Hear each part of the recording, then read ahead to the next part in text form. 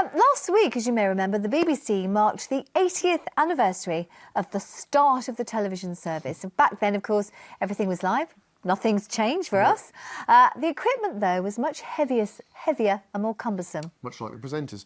As technology changed, the old cameras and televisions were thrown out and forgotten, well, almost forgotten. In a quiet Nottinghamshire village, a collection of discarded broadcast equipment began to grow. It's been a life's work for Paul Marshall, who now has more than enough television paraphernalia to start his own museum or his own channel. Quentin Rayner's been to have a look. Electronic engineer Paul Marshall loves TV. Why else would you have an outside broadcast vehicle parked in your garden? A nearby barn houses what is now the second largest collection of vintage broadcast equipment in the UK. This is just one of the barns housing Paul's collection. As you can see, it is absolutely packed.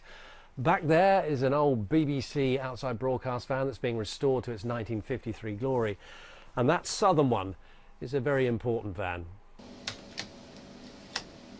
This is the oldest fully operational colour outside broadcast truck in the world. Dating from about 1968, we could still actually go on air, although not in high definition, of course. The Queen's coronation in 1953 was watched by up to 20 million people and established television as a medium. This was one of those cameras, one of the 21 cameras that was used at that coronation in 1953.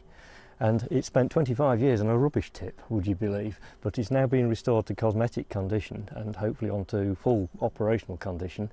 And I was able to show the Queen it at the opening of Broadcasting House in 2012. The beauty of this collection is that most of it has been restored to working order. This picture that you're looking at the moment is being transmitted by this magnificent Marconi Mark IV camera, one of the first at the BBC's television centre.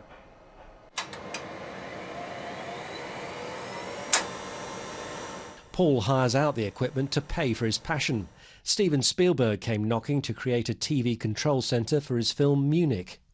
I got to meet Steven Spielberg and actually be in the film as we operated the controls of the International Control Centre, so I am in the film.